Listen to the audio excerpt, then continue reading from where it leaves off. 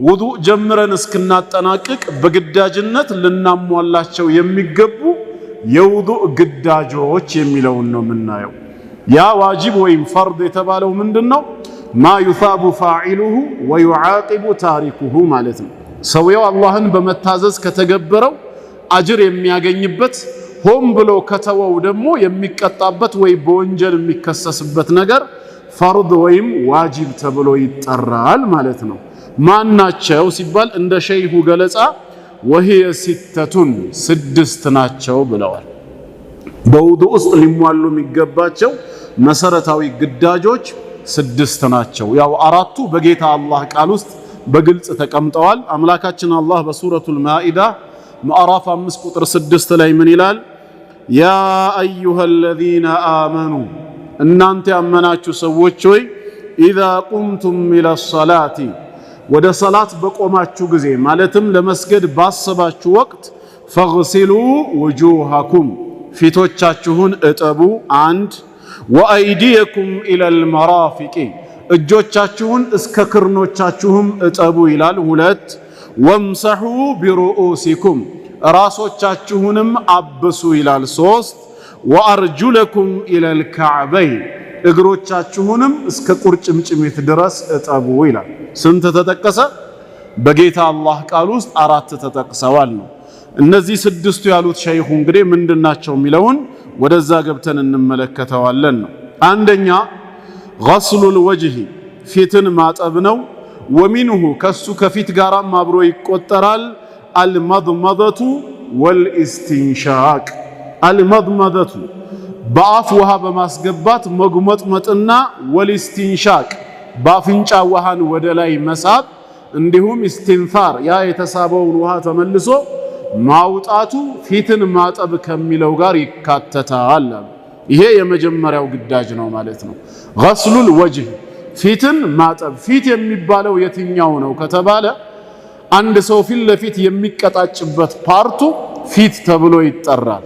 ወይም ሐዱ ገደቡን ለማወቅ ከሆነ በቁመት ሚን መናቢት ሻዕሪ ራእሲ ኢለ ዘቅን ይባላል። የራስ ፀጉር መብቀል ከሚጀምርበት አንስቶ እስከ አገጭ ድረስ ያለው ፊት ይባላል።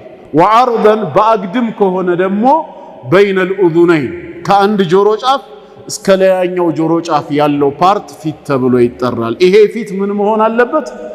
መታጠብ አለበት። መታጠብ ሲባል ማበስ ይወጣል ማለት ነው። እዚህ ጋር አንድ ሰው በረጠበ እጁ ፊቱን እንዲህ ቢያብስ አጠባ አይባልምና አይካተትም። የግድ ፊቱን በውሃ ማጠብ መቻል አለበት ነው።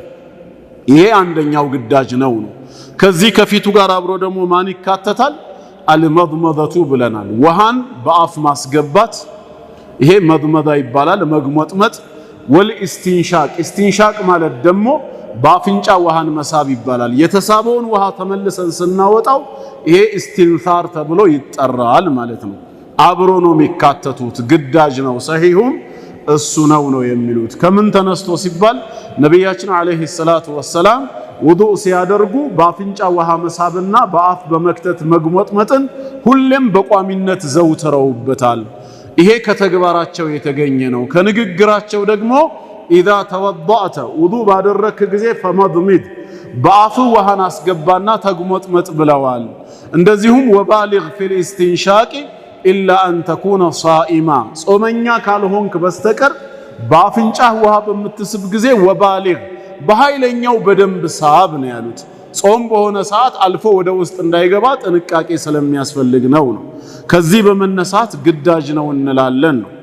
በላጩ ደግሞ ሌላው ተወዳጁ ተግባር አፍና አፍንጫን ውሃ በምንጠቀምበት ጊዜ በአንድ ውሃ ኢክቲፋ ማድረጉ መብቃቃቱ ይሄ በላጩ ነው፣ ሱናው ነው። በአንድ ውሃ ብቻ ሰውየው ለአፉም ለአፍንጫውም መውሰዱ ማለት ነው። ለአፉ ሌላ ውሃ ለአፍንጫው ሌላ ውሃ ቢወስድ ግን ውዱኡ ተበላሸ ማለት አይደለም ነው። ይሄ አንደኛው ግዳጅ ነው። ተግባብተናል? ግልጽ ነው። ሁለተኛው ግዳጅስ ከፊት ቀጥሎ ምን ይመጣል ሲባል ወገስሉል የደይን ሁለት እጆችን ማጠብ ነው።